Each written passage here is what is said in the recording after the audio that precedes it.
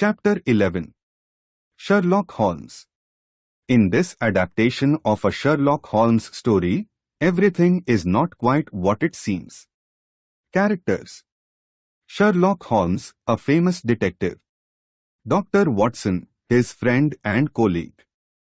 Culverton Smith, a murderer. Inspector Morton, a police officer, landlady of Sherlock Holmes. Scene 1. In the streets. Landlady: he is dying, Dr. Watson. For 3 days he has been sinking, and I doubt if he will last the day. I told him that I would bring a doctor, but he said he would see only you. You shouldn't waste an hour in coming to him, sir, or you may not see him alive. Watson: I will go to him at once. Scene 2. In Sherlock Holmes' bedroom. Holmes: stand back, stand right back. If you approach me, Watson, I shall order you out of the house. Watson: but why? Holmes: it's for your own sake, Watson. I know what is wrong with me. I have a horribly contagious disease that I picked up from a ship in the docks. Keep your distance and all is well. If you stand over there, I will talk. If you do not, you must leave the room. Watson: but if I can't treat you, how can you get better, Holmes? Holmes: go and fetch Mr. Culverton Smith of 13 Lower Burke Street. It may surprise you to know that this man, Mr. Culverton Smith, a planter, has better knowledge of this disease than any doctor on the earth. Mr. Culverton Smith is a well-known resident of Sumatra, now visiting London. Watson: he is a plantation owner. Holmes: yes, and an outbreak of the disease upon his plantation, which was far from any hospital, made him study it himself, with some rather far-reaching consequences. Watson: so, he will know how to cure you. Holmes: if you could persuade him to come here and give us the benefit of his unique experience of this disease, I have no doubt that he can help me. Plead with him, Watson. There has been an argument between us. Watson: an argument? Holmes: his nephew, Watson. I believed that his death was no accident. The boy died horribly. I suspected Mr. Smith. He has a grudge against me. You will soften him, Watson. Beg him, plead with him, get him here by any means. He can save me only. Watson: I will bring him in a taxi. Holmes: you will do nothing of the sort. You will persuade him to come, and then you will return before him. Make any excuse so as not to come with him. Don't forget, Watson, you won't fail me. You never did fail me. Scene 3. At Culverton Smith's home. Watson: I have come from Mr. Sherlock Holmes. He is dying. He believes that you are the only man in London who can save him. Smith: why should Mr. Holmes think that I could help him in his trouble? Watson: because of your knowledge of tropical diseases. Smith: is he pale? Is his speech rambling? Watson: occasionally. Smith: this sounds serious. Even though he is no friend of mine, I will come at once. You can rely upon my being there within half an hour at most. Scene 4. Back in Sherlock Holmes' bedroom. Holmes: well, did you see him, Watson? Watson: yes, he is coming. Holmes: admirable, Watson. Admirable. You are the best of messengers. You can now disappear from the scene. Watson: I must wait and hear his opinion, Holmes. Holmes: of course, you must. But I have reasons to suppose that this opinion I would be very much more frank and valuable if he imagines that we are alone. There is just room for you behind the head of my bed, Watson. And don't budge, whatever happens, do you hear? Don't speak, don't move. Just listen with all your ears. Watson hides behind the head of the bed. Smith knocks on the door, gets no reply, and enters. Holmes. Holmes. Can't you hear me? Holmes. Holmes, is that you, Mr. Smith? I hardly dared hope that you would come. Smith, do you know what is wrong with you? Holmes, the same disease that Victor had. Smith, Victor was a dead man on the fourth day, a strong, hearty young fellow.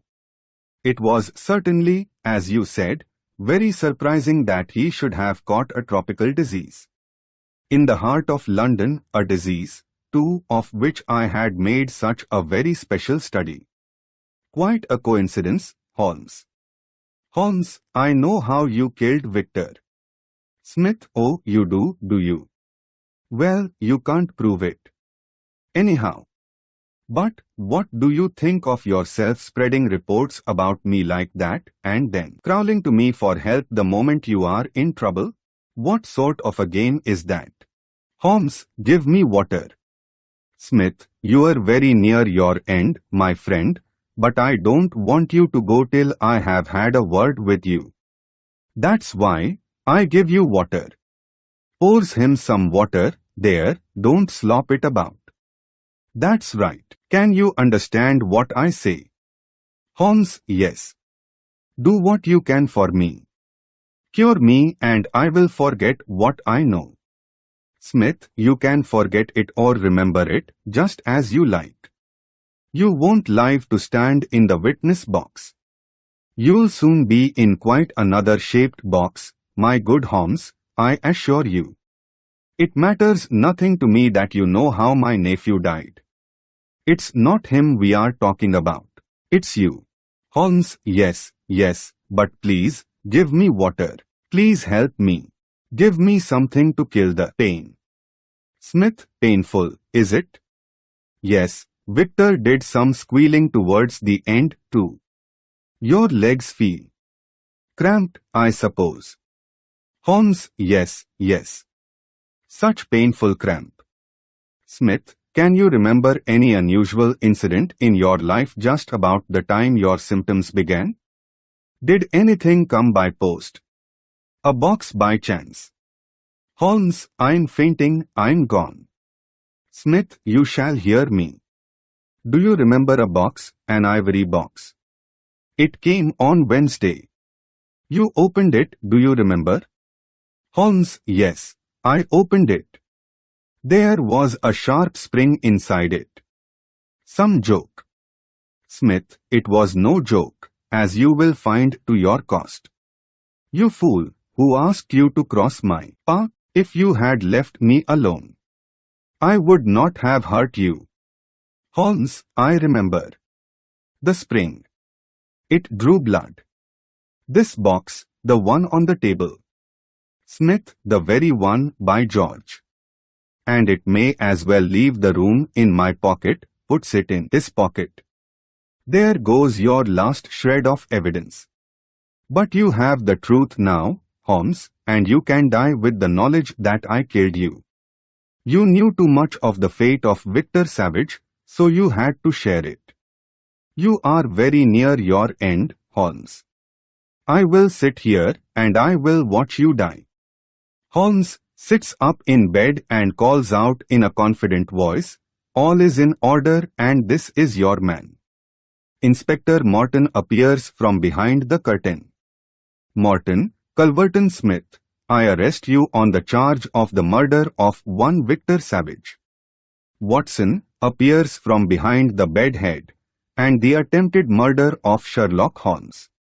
By the way, the prisoner has a small box in the right-hand pocket of his coat which it would be sensible to remove. I would handle it carefully if I were you.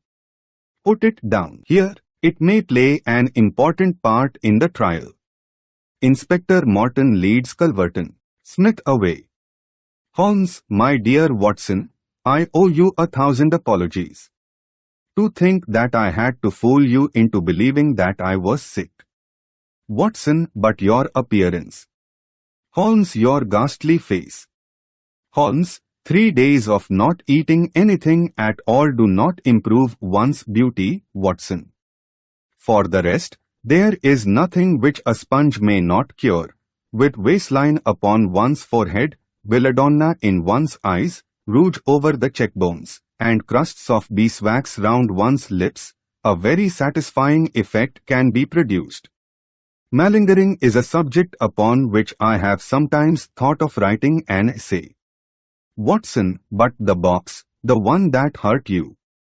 Holmes, no, Watson, I did not touch that box. You can just see if you look at it sideways.